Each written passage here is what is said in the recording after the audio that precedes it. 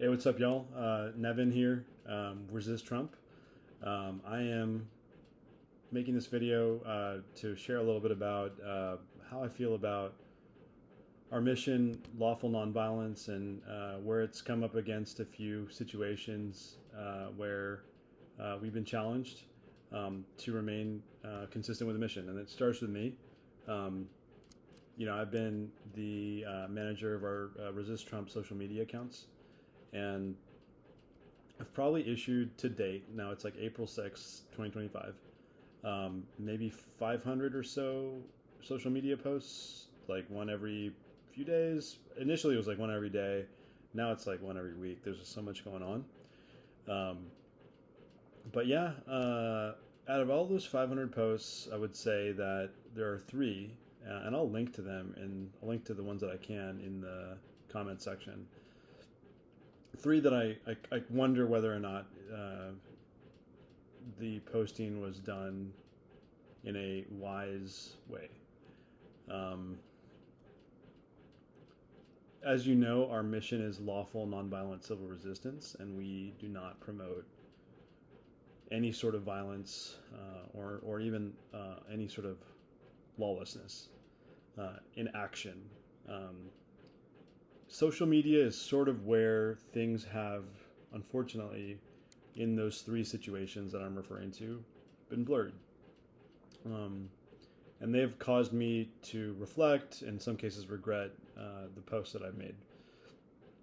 Some of those three posts are, the first one was when the Tesla takedown movement just started, and Elon emerged as a campaign, or excuse me, an administration figure for the Trump regime.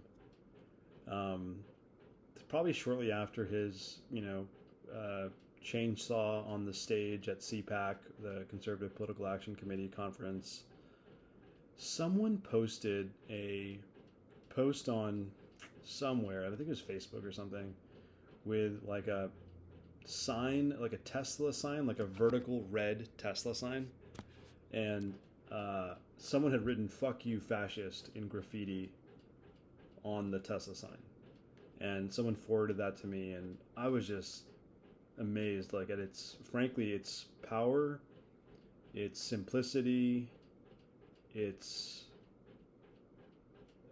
I was in awe, and I think it captured that picture captured how a lot of people felt about Elon, about Tesla, and about our country. So naturally, as the social media manager of the Resist Trump campaign, I was like, well, how can I amplify this? And so I wrote a caption on top of that picture and posted it to our Instagram with the words "unlawful" with "un" in question mark, and then so "unlawful" question mark, "fun lawful" question mark. And I felt like kind of clever, and I got some likes, but it kind of nagged at me for a while, because I think it is arguable that in that particular post, I could have at least been, I think it's arguable that I could have been promoting vandalism. And I spoke with some senior advisors about it afterwards, who had, I would say, like, muted and or like mixed reactions. But it continued to gnaw at me. And we had another advisor come through our space who was absolutely against it. And that was probably like the day, like, soon before I decided to go ahead and archive that photo, because I think it did cross the line. And when you play in the boundaries that we play in, you want to, like, just to use like a sports analogy, you want to use, every part of the court, right? Like, if you play basketball, like, and you know how to shoot a 3-pointer, like, you're going to shoot it from half court if you have the ability to do that, like Steph Curry does, or even behind the half court line. Sometimes you'll make it. That might not be a perfect analogy, because I think in sports, they just keep doing it.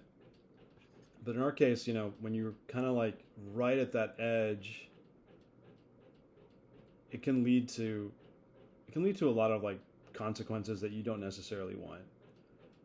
People may associate you with promoting vandalism.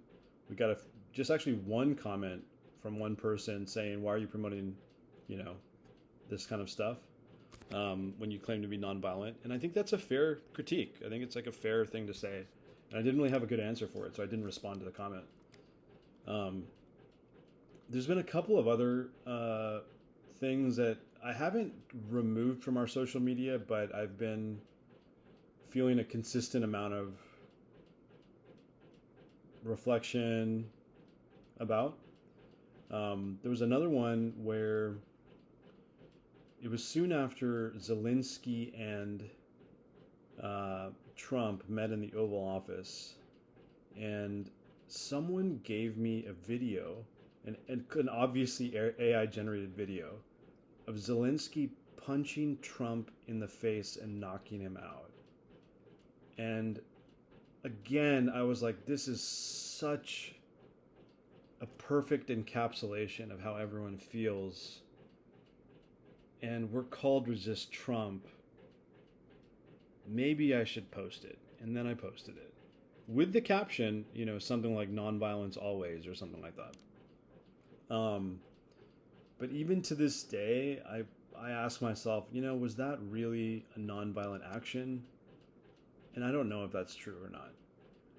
And so I try to stay a little further away from that type of stuff, a little more bland in our social media postings. And I think that that's important for the movement in general to recognize and to reflect on as well. Because it may have been a mistake on my part, and maybe it's something that others can learn from. A third thing that has come up that I feel less regret about, but that certainly didn't help our cause from like a public relations point of view. We're not even that big, but it's already come up in a few like posts on like, right-wing sites and stuff. There was a cartoon that some cartoonist posted of the Statue of Liberty standing above a Tesla store with her flame, putting the flame on the Tesla store and the Tesla store lighting up. This again felt like a symbolic gesture to repost it with the caption nonviolence always.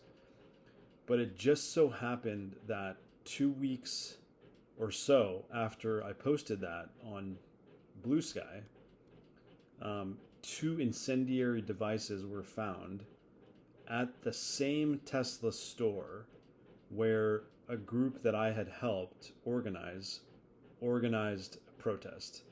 So we organized a protest there on Saturday, and then on Monday morning, 2 incendiary devices were found at the same site.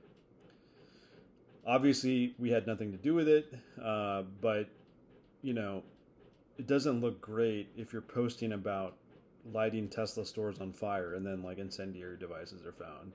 And who knows if it's, like, the same people who found that social media post and thought it'd be a good idea. That's probably a little bit of a stretch. Probably just someone who was disturbed. But in any case, didn't exactly make me look good. Probably didn't make Resist Trump look good. May not be a good idea for other people to repost or amplify posts that promote vandalism or violence based on what I've experienced so far. I will say that it does, sometimes you got to make mistakes before you learn from your mistakes. And I didn't break the law. I maybe stretched the bounds of, I didn't even stretch the bounds of free speech, but I may have stretched the bounds of nonviolence. So I wanted to share that with y'all today. I'll put the links in the comments and would love to hear people's thoughts.